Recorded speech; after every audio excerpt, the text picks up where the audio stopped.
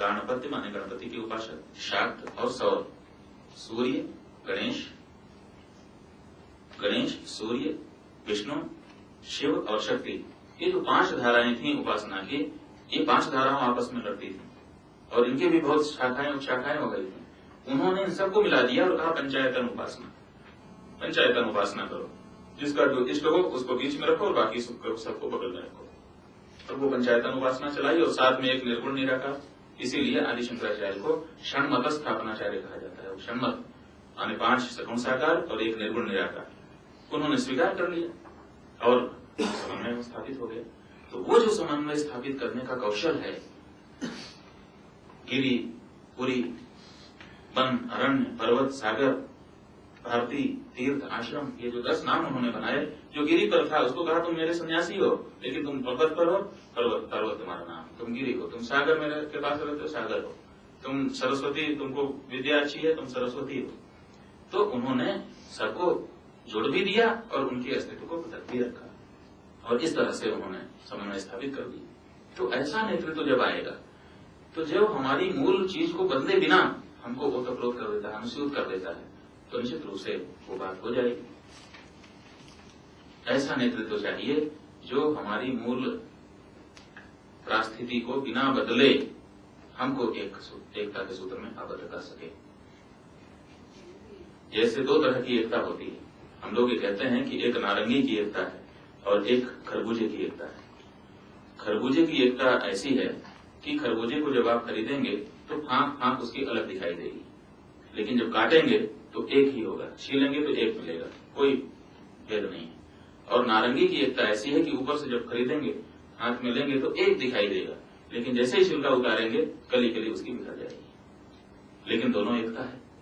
तो एक एकता तो यह है कि दुरंगी छोड़ दे, एक रंग हो जा, सरासर मोम हो जा, संग हो जा। और दूसरी ये है कि ठीक है, तुम अपने अस्तित्व को बनाए रखना चाहते हो, बनाए रखो, हमको कोई ऐतराज नहीं है, लेकिन संगठित हो जाओ।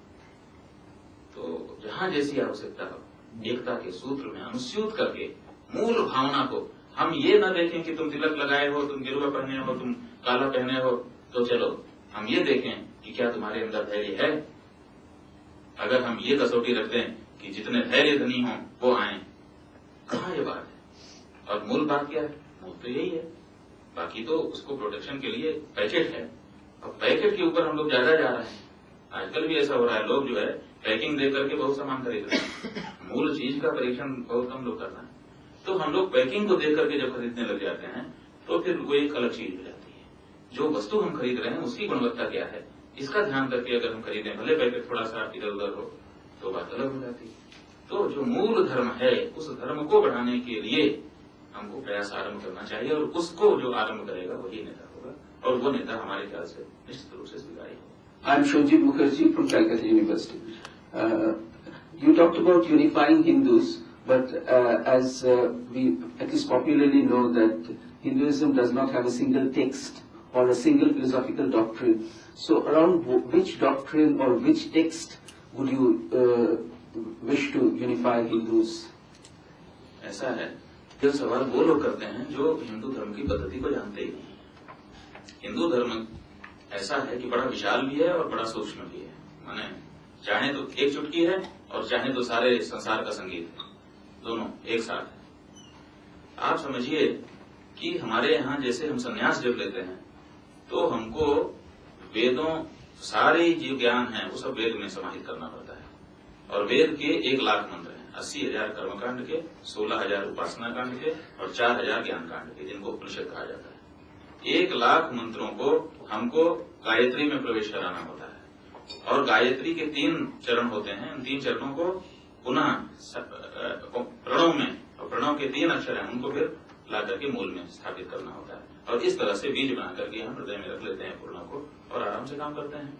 तो हमारा सारा जो ज्ञान है, ओंकारश्चात शब्दश्च द्वा वेदौ ब्रह्मण पुरा कंठम हित्वा विनिर्यातौ तस्मान मांगलिका भो। आप देखिए कि ये तो हम अपने टेक्स्ट की बात कर रहे हैं जिसमें ओंकार में ही सारा कुछ समाया हुआ है, लेकिन आप जो भाषा बोल रहे हैं अंग्रेजी, उसके अल्फाबेट में 26 अक्षर है, 26 अक्षर है बस। और आप जो है कितनी पुस्तकें लिखते हो, आपकी लाइब्रेरी तो का तो कोई अंत ही नहीं है, आपके दूसरी चीजों का कोई अंत ही नहीं है, बोलने का कोई अंत ही नहीं है।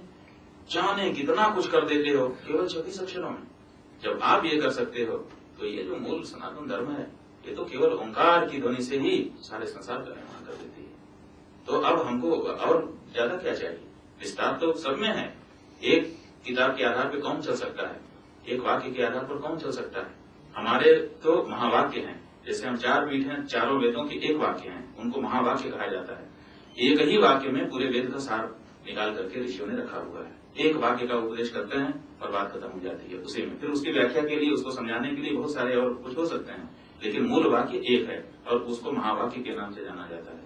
और महावाक्य का प्रवेश भी, चारों महावाक्यों का प्रवेश भी प्रणव में हो जाता है। तो एक अक्षर में हम सारे संसार का ज्ञान कह सकते हैं। इतना जहां पर कंप्रेशन है, वहां क्या दिक्कत है आपको? सारे जितने जो कहते हैं कि मेरी एक किताब है,